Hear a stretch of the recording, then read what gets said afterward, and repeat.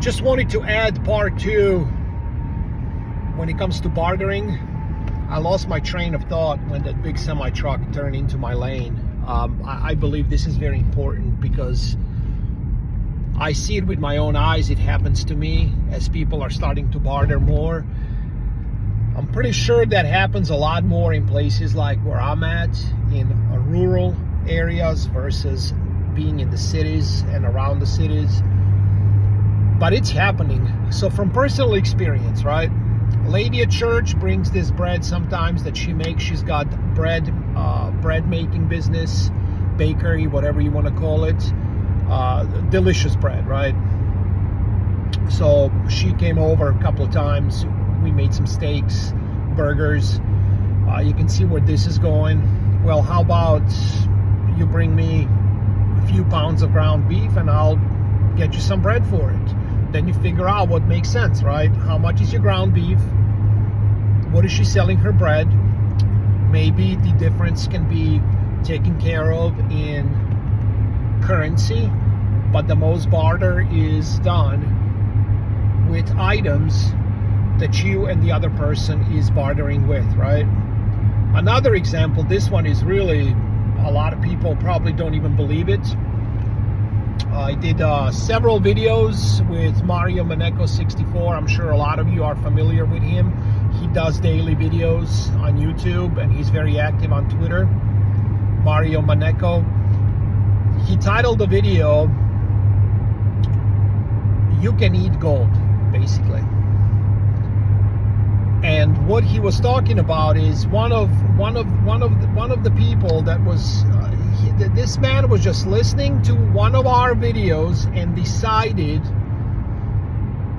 to contact me and see if I was willing to trade 200 pounds of meat for a gold coin. And I immediately said yes. We arranged a time. He ended up picking it up. So I gave him a pretty good deal because he was picking it up. I didn't have to deal with, crazy prices when it comes to sending it and all that stuff. And those numbers would not work out for 200 pounds of beef, by the way. But him picking it up, I said 200 pounds of beef for a gold coin. To me, it made perfect sense. For him, it made perfect sense. Now, gold was spot at the time, roughly around 1920, with premiums around $80, $90. I was looking at 2,000. That's exactly what I was willing at the time to sell or barter with 200 pounds of beef. Especially, again, let me repeat, with him picking it up. So we agreed on it, and he ended up getting roughly 20 pounds of steaks, 20 pounds of roast. Then you got shanks, cube steaks, brisket, ribs.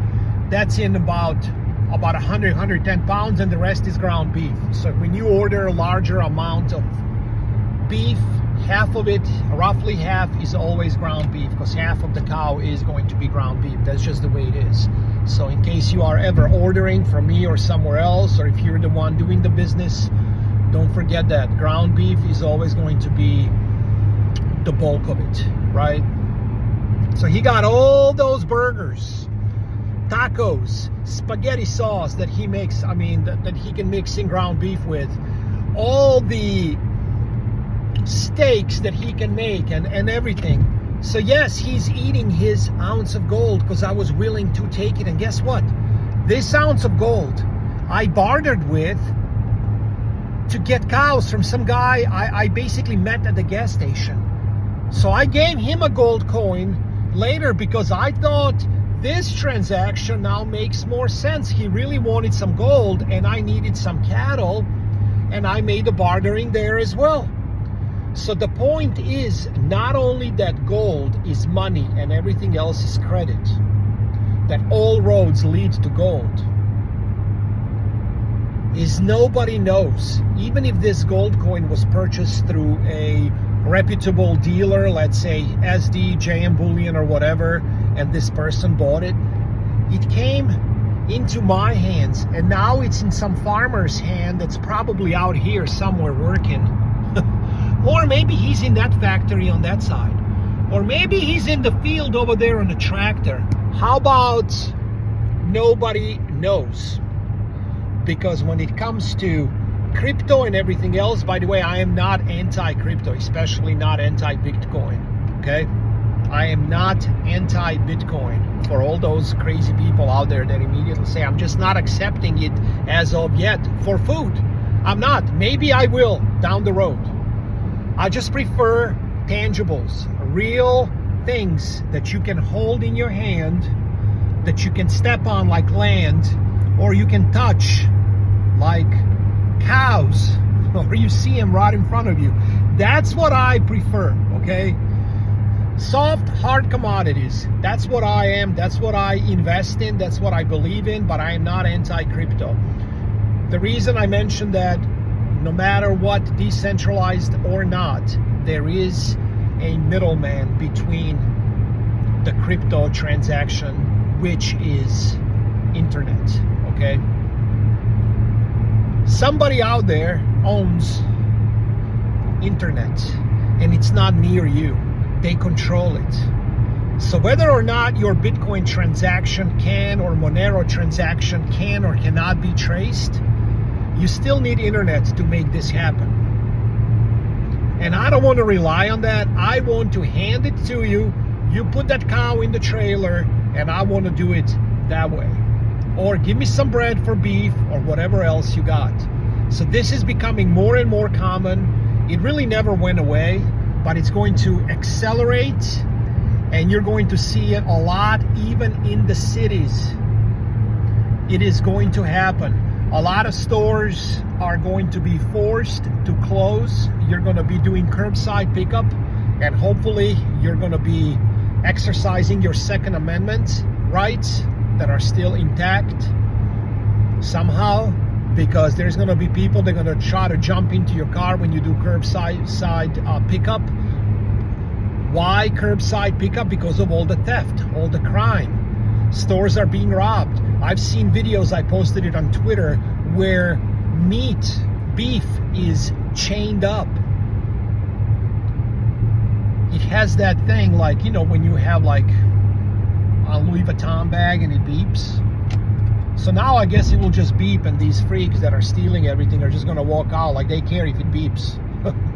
I guess it's going to have to be like in metal compartments with like codes that you got to take out a ribeye steak. So yeah, stores are going to go out of business a lot more. It's happening.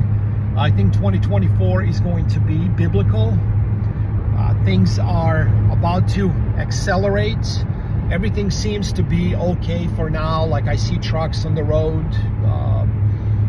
People are still working. All of that is still resilient. The economy is still resilient, regardless of what we're saying, what's going on. Here's another example to finish this longer than I expected video. I've seen some local, like First Community Bank out here, local banks giving out like 5.5% interest on your savings deposits, meaning if you put $1,000 or more, right? That's not bad, even though we know inflation is way higher than 5%, but at least you are catching up a little bit. I mean, I got my precious metals equities, meaning stocks. One of them is down. The one I thought for sure was going to do pretty well, now 70%. 70%. So cash is still king, and gold is not going anywhere. Okay? Cash is still king. So any kind of cash flow that you can generate, like I said on the previous video, please listen to that one again, or listen to it if you haven't, because it would really tie in this one pretty good, I believe. And you will be always ahead of the herd. You will not get slaughtered.